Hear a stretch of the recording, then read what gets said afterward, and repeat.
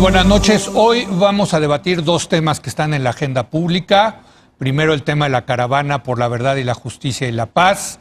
Y luego el tema de lo que está sucediendo con Sergio Aguayo, a quien le pidieron le iban a embargar sus bienes por opinar. Vamos a hablar también de este tema, pero vamos a empezar con el tema de la marcha que empezó el jueves pasado, terminó el domingo aquí en la Ciudad de México.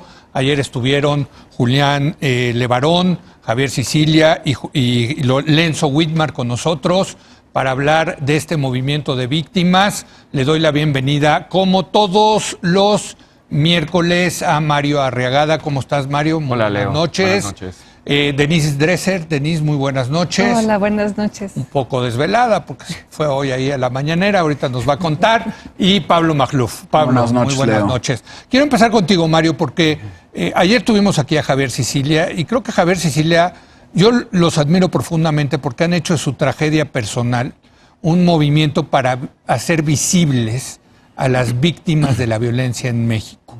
Y quiero empezar contigo porque tú te fuiste a esa primera marcha en 2011 cuando no sabíamos la gravedad de lo que estaba atrás del tema de las víctimas en México. Fue una época que marcó el rumbo de muchos de los activismos, de la conciencia colectiva que hoy tenemos sobre el problema llamado la guerra contra las drogas, la violencia desatada, y como a veces desde Ciudad de México no nos dábamos cuenta del tamaño del dolor que había socialmente en las poblaciones, no nos dábamos cuenta del tamaño de lo fallido de la estrategia, y fue ahí cuando empezó a salir muy, muy admirable. O sea, yo me uní por primera vez a esas caravanas cuando por ahí en Eje Central y Viaducto, que venían caminando desde Cuernavaca la primera vez, y la Ciudad de México se volcó a acompañar a esas víctimas.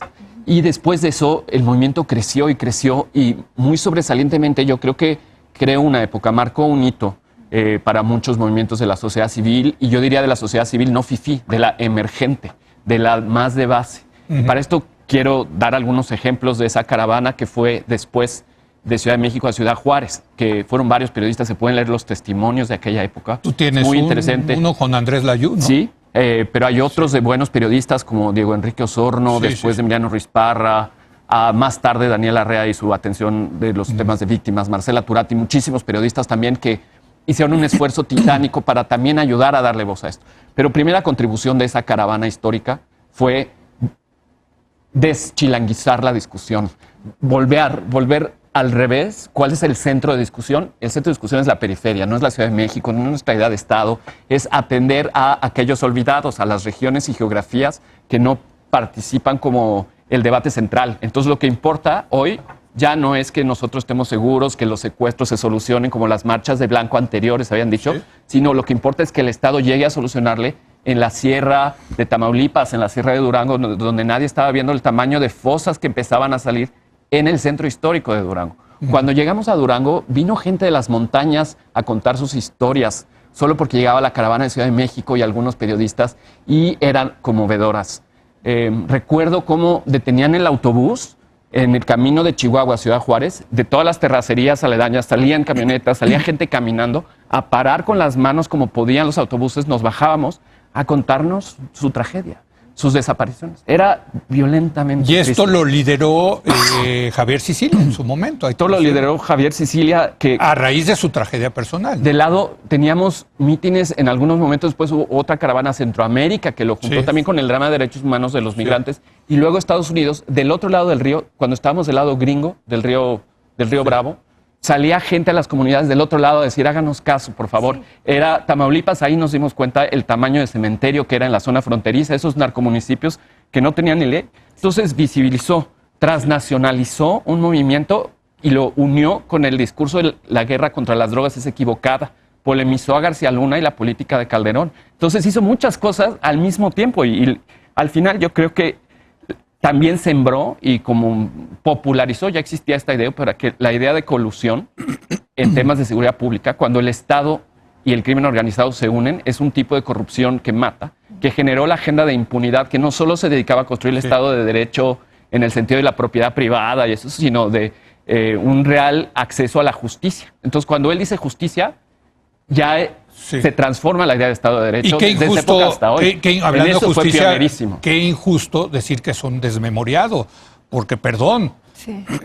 Javier El- Sicilia y los Levarón llevan en el esto presidente muchos se años equivocó. Sí. y de hecho, hay que reconocerlo, el presidente Calderón sí los recibió. Tú estuviste ahí presente en el Alcázar del Sí. Castillo de Chapultepec, haber sido 2011, 2012, ¿no? Y hay que recordar que era Javier Sicilia, pero también los Levarón, Sí. a Emilio Álvarez y Casa fue Claro. fundamental en esa coyuntura y pidieron que hubiera testigos sociales del movimiento y su reunión con el presidente Calderón y su equipo de seguridad.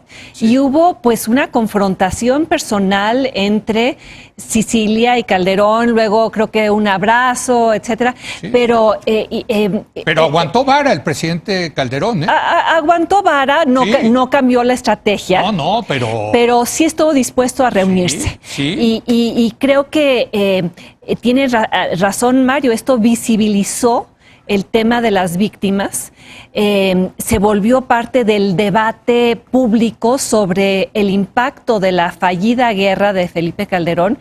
Y yo recuerdo que en esos tiempos Javier Sicilia ya denunciaba a Genaro García Luna, de hecho Sí. pidió su renuncia. Sí, correcto. Entonces, sí, lástima que el presidente, en lugar de recibir, empatizar con las víctimas, pararse de su lado como lo hizo durante la campaña, prefirió colocarlos en el mismo saco que los conservadores, los hipócritas, los que cayeron como solamente momias. no los recibió, sino los insultó. Sí. Ayer nos los dijo muy claramente Javier Sicilia. El presidente nos ha insultado.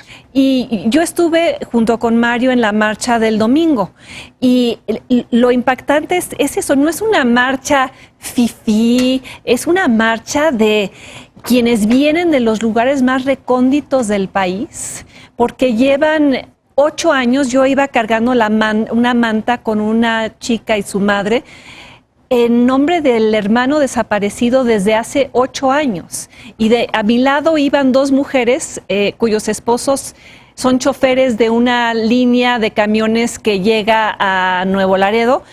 Y no solo es la historia del dolor, de la incertidumbre, es también la historia que te cuentan sobre la disfuncionalidad institucional, sobre la incapacidad del Estado mexicano en cualquier sexenio a darles respuesta, porque ¿qué es lo que narran? Cómo la Fiscalía no quiere atraer sus casos, cómo en Tlaxcala no quisieron atraer su caso, lo quieren mandar a Nuevo Laredo, cómo van a ir estas mujeres de Tlaxcala a Nuevo Laredo. Gente diciéndome, pues la Comisión Nacional de Búsqueda, fuimos a hablar y nos dijeron que solo se abocaban a casos de desaparición reciente, pero no a casos antiguos. Entonces, hay una demanda como la que hubo en el 2011, de justicia, de verdad, de reparación del daño y también lo que hubo de nuevo en esta marcha, y así yo lo sentí, Mario, no sé tú qué opines, que no fue una marcha anti-AMLO, no fue una marcha anti-4T, fue una cosa muy pacífica, de mucha empatía, de mucho dolor. Muy triste. Muy triste. En el contingente, en el primer contingente iba la familia Levarón. Sí. Y llegaron 200, creo. Muchos. Y todos ellos iban con un solo zapato. Sí. En remembranza de la niña que sobrevivió y caminó 14 kilómetros y que llegó a avisar a su familia lo que había ocurrido, pero se había quitado un zapato por las ampollas. Sí. Pero aquí lo nuevo fue que el sentimiento de nos reunimos con el candidato y luego presidente electo, Andrés Manuel López Obrador. Él hizo los foros por la paz, él escuchó nuestras exigencias y él se comprometió en la campaña a una agenda de justicia transicional que involucrara a un mecanismo internacional contra la impunidad al estilo de la CICIG guatemalteca. Y decían, esa agenda ha sido traicionada o olvidada y creo que a muchos les molestó que a la hora de entregar los documentos, a la hora que el gobierno, que el presidente mandó al equipo para reunirse, porque él no quiso recibirlos personalmente, los envió con el gabinete de seguridad, que son pues los artífices de la mano dura, son los que han mantenido la continuidad de la guerra contra las drogas, la Guardia Nacional militarizada, cuando lo que seguramente te dijo Cecilia, e insistían muchas de las víctimas en la marcha, es que esta no es una agenda de militares, no es una agenda de pistolas, no es una agenda de drogas, es una agenda de justicia y transita por los tribunales, transita por las fiscalías, la procuraduría, las procuradurías, la Fiscalía General de la República. Comisiones de la verdad. Comisiones de la verdad, exactamente. Y creo que la marcha tenía la esperanza de hacer que el presidente reaccionara, los volteara a ver y reconociera además que pues las cifras del último año en términos de homicidios y desapariciones no están, no le están dando verificación al argumento del presidente de que la estrategia funciona. Pero no para las víctimas no está funcionando. Pero no solamente no lo recibió, los que sí lo recibieron fue un piquete ahí de supuestos morenistas que los insultaron, incluso nos decían ayer que hasta hubo golpes. En fin, Pablo, ¿qué pasó con el presidente? Pues muchos dicen pues es que llegó a ser presidente, ¿no? Y no es lo mismo ser candidato que presidente, ¿no? Pues yo creo que ya podemos empezar a observar signos de extravío moral. La hipótesis de Lord Acton de que el poder tiende a corromper y el poder absoluto a corromper absolutamente. Creo que ya hay un desgaste moral en el ejercicio del poder. Había muchas cosas que uno podría imaginar de cómo sería el sexenio de López Obrador, pero la displicencia palaciega, muy común en sexenios anteriores, particularmente el pasado, no era una de ellas. A mí sí me desconcertó totalmente la actitud de López Obrador, porque bien se podría pensar que pues ellos fueron sus compañeros de lucha, al menos en la configuración de la narrativa pública. Uh-huh. Nosotros en Letras Libres entrevistamos a Javier Sicilia y justamente eso es lo que nos dijo, que habían estado del mismo lado de la ecuación y el sabor que le queda a Sicilia es francamente el de una suerte de traición, ¿no? Ahora, yo quisiera intentar explicar esta pirueta de López Obrador porque creo que está en el corazón del discurso populista también. Es decir, es inaudito, pero sí se puede entender. El teórico conservador Yuval Levin ha escrito mucho sobre esto. En la estructura dramática, narrativa del populismo, el líder se tiene que presentar como víctima siempre, como víctima perpetua, porque eso le permite pasar como si no tuviera todo el poder.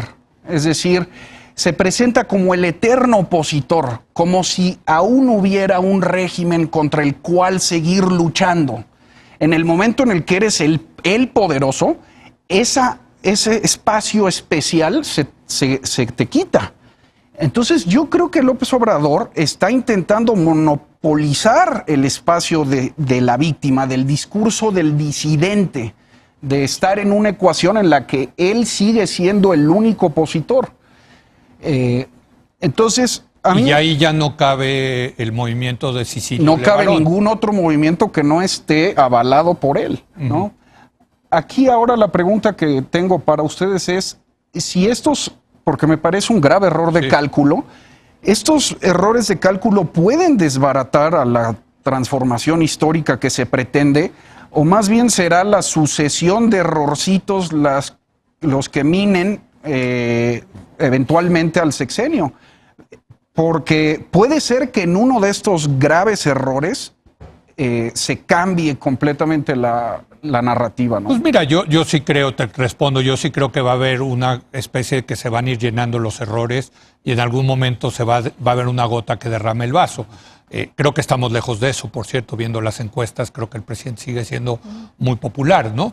Pero creo que este tipo de cosas, esta falta de empatía con gente como los Levarón, que perdieron a 3 mujeres, 6 niños en una masacre espantosa, y decir que esto es un show, que él no va a arriesgar la investidura presidencial, ¿no? Recibiéndolos cuando todos los días recibe a un personaje que le llaman el Lord Molécula ahí en Palacio Nacional. Pues yo creo que está leyendo mal la circunstancia. Incluso tú que te consideras de izquierda, la Secretaría de Gobernación tú que también. te consideras de izquierda, a la izquierda creo que esto sí le cae mal, ¿no? Hay cierta izquierda que se preocupa por estos movimientos emergentes de base. Y no solo hablo de Javier Sicilia, creo que están leyendo mal el contexto y están cometiendo un error porque no están leyendo bien el contexto. O eso espero, el gobierno. El gobierno. Con todas las ONGs. El subsecretario de gobierno, no con las ONGs necesariamente. El subsecretario de gobierno dijo a chillidos de marrana, oídos de chicharronero, que es una refrán espantoso y que no va para un secretario de gobernación, un subsecretario de gobernación que tiene que desactivar conflictos políticos. Yo creo que ese marrano que cita tiene más posibilidad de como caerle bien a las personas que en un conflicto político que él con esas frases. O sea, realmente muy desafortunada esa frase. Y se pone, aparte en el papel de matarife, sobre todo, de carnicero. Porque se quedaron con la idea de que Sicilia es esa persona que organiza el show donde besa a alguien y en ese beso lo domina simbólicamente de alguna manera, que fue el final de aquel movimiento, y no se han dado cuenta que hoy no es solo ya Javier Sicilia y Levarón, con todo y que ellos convocaron la marcha. Es que hoy hay decenas miles y decenas de organizaciones de madres de víctimas que antes, en el 2011, no existían. Sí. Que luego agarraron valor y hoy están en Sinaloa, en Acapulco, colectivo Solecito, las madres de Tamuín en Tamaulipas. Y todos estos grupos son, yo creo, la sociedad civil emergente de base más potente que tiene hoy el país. El día que se organicen bien, ahí va a haber realmente un problema. Y a lo mejor por eso están preocupados. No lo están leyendo bien. Yo coincido en la mala lectura.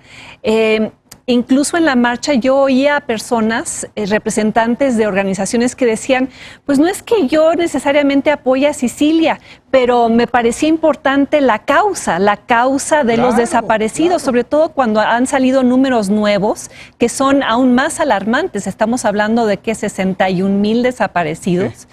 Y creo que el presidente tiene un mal sabor de boca de los foros para la paz durante la campaña, porque él está acostumbrado a giras donde le aplauden, lo apapachan. Aquí le reclamaban. Y aquí le reclamaban. Pues claro, si tu hijo está desaparecido, si tú... te asesinaron. Y no sabes qué pasó, lo mínimo que quieres del Estado es una explicación y después justicia. Entonces yo creo que su reticencia provenía de eso, que el reclamo hacia él fuera público cuando tiene estos niveles de popularidad que presume. Pero es cierto, yo creo que hay un sentir en muchos miembros de la izquierda que, pues, ¿qué pasó con ellos que alguna vez estuvieron en la calle con nosotros, marchando por lo mismo, hasta que llegaron al poder y empezaron a dar portazos? Ya lo respondiste, llegaron al poder. Sí, ya llegamos. O a descalificar, porque las madres cargando pancartas con las efigies, los rostros, los nombres de sus hijos desaparecidos, tienen una legitimidad moral que ni el presidente ni su partido deberían negarles. No son chayoteras, no son vendidas, no están siendo manipuladas. Esto no es un show. Son solo eso, madres con derecho a saber por parte de la autoridad qué ocurrió. Se los dije ayer en la entrevista. Yo después de la entrevista me quedé con un nudo en la garganta. Porque aparte Julián Levarón me empezó a contar cuando llegaron ahí a la escena del crimen. Le dije, ¿sabes qué, Julián? Ya, ¿no? O sea, es que ¿qué puedes decir frente a eso? ¿No? A mí lo que más me preocupa, Leo, es que las reacciones del domingo en el Zócalo, el piquete, fueran ya la expresión de la escuela obradorista. Es decir, que fueran genuinas reacciones populares contra aquellos a quien el presidente desdeña. ¿Sí me explico? Entonces, más que sean provocadores profesionales, sería muy preocupante que fueran ciudadanos libres enfrentando a el antiobradorismo, que que no es antiobradorismo, son víctimas precisamente. Y eso es una perversión absoluta del discurso público, porque entonces cualquiera que demande algo al poder termina convirtiéndose en enemigo público, Pues es parte en traidor a la patria. Le estaban gritando. Del pueblo bueno contra el pueblo Exactamente. que no es tan bueno. Estaban pidiendo que Levarón se fuera del país, imagínate, ¿no? No, O sea, extranjeros les es decir, gritaban, ¿no? yo creo que el discurso obradorista es tóxico y si se aterriza y termina volviéndose en este tipo de expresiones polarizantes, puede ser muy grave, ¿no? Bueno, ya se nos acabó el tiempo, pero sí quiero que cada quien en 30 segundos diga una opinión del caso de Sergio Aguayo, que escribió un artículo donde decía, opinaba sobre la corrupción de Humberto Moreira, ex gobernador de Coahuila, ex presidente nacional del PRI, lo demanda Moreira y un juez decide incautar bienes por 10 millones de pesos, embargar sus bienes, ya tuvo que dar una primer pago, una fianza de 450,000 pesos. A mí me aterra esto. Denise, tú hoy fuiste, se lo preguntaste al presidente López Obrador en la mañanera. Fui precisamente por esa razón, porque el caso de Sergio lo trasciende. Se juega literalmente la libertad de opinar, no solo proveer información, de opinar, porque lo demandan por una opinión, en un artículo de opinión, la libertad de cuestionar, la libertad de discrepar. Creo que el Consejo de la Judicatura debería pronunciarse sobre el conflicto de interés del magistrado que lo condena en una sentencia parcial, desproporcionada. Resulta ser que su hermano, Rubén Moreira, el hermano de Moreira, le dio una notaría. Entonces, ahí ni siquiera debería haber estado en el caso, tendría que haberse recusado. Pero ¿por qué preocupa más allá de este caso específico? Porque en los documentos de trabajo filtrados de la Fiscalía General de la República con respecto a lo que se piensa hacer con el Código Penal Único, hay una larga lista de cosas que afectan y vulneran la libertad de expresión, que parecería que la Cuarta Transformación quiere volver a hacer un crimen, la difamación, un crimen que se penalice con cárcel, más otras cosas, criminalizar las manifestaciones, el deshonor a las instituciones.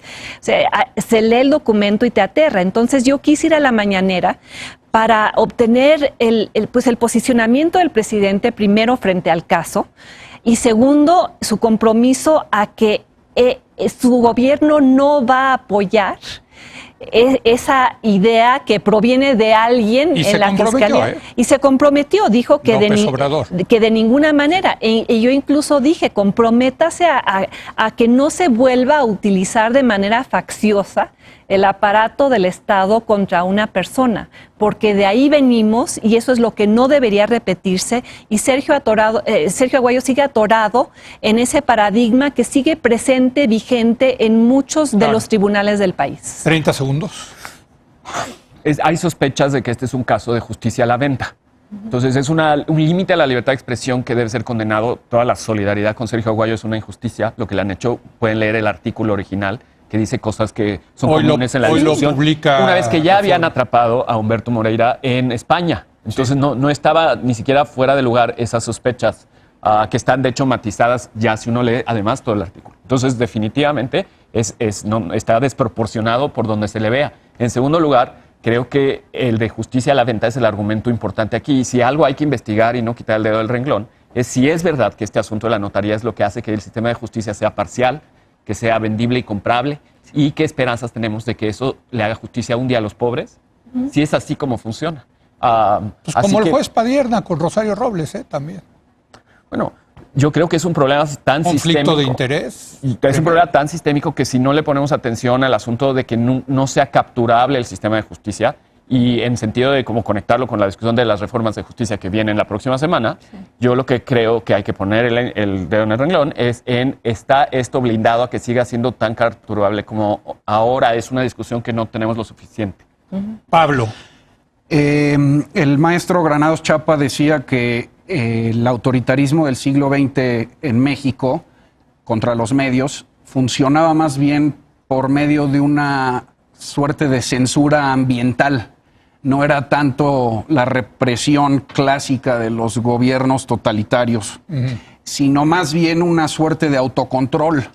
El gobierno ponía las reglas, mandaba las señales y los medios sabían hasta dónde llegar. Es decir, ¿a dónde estirar la liga? La censura era ambiental. A mí me preocupa muchísimo el caso de Sergio Aguayo porque restablece este miedo ambiental. Sí. ¿Sí? Nosotros que nos dedicamos a la opinión, Acá está. creo que creo que estamos advertidos, ¿no? Sí. El efecto inhibidor. Es un efecto inhibidor, justamente porque ahora una opinión te puede costar 10 millones de pesos o cárcel. Leon Wieseltier decía que la opinión es el ladrillo de la democracia. Si lo piensan bien, es cierto, porque la democracia es el sistema de la opinión multitudinaria. El voto es una opinión. Sí. ¿Sí? Entre más libre sea la opinión, más sólida es una democracia. ¿Qué tipo de democracia puedes tener si no tienes una opinión libre? Bueno, más que una democracia, ¿qué tipo de sociedad? Entonces, a mí me parece que esto siente un precedente de terror. Bueno, pues gracias, nuestra completa solidaridad desde luego con Sergio Aguayo, un abrazo a él, creo que anda fuera del país, ya lo andamos buscando para platicar directamente con él. Desde luego un abrazo sentido también a Julián Levarón, a toda la familia Levarón, a Javier Sicilia y a todas las víctimas de esta espantosa situación que hemos tenido en México desde el sexenio del presidente Felipe Calderón, luego con Peña y ahora con Andrés Manuel López Obrador. Como siempre, un gusto debatir con ustedes y escuchar sus opiniones. Gracias, Denise, gracias Pablo, gracias Mario. Hacemos una breve pausa, regresamos con el presidente del INEGI, Julio Alonso Santaella, para hablar de la autonomía de esta institución y del censo, el censo de población que toca este año. Regresamos.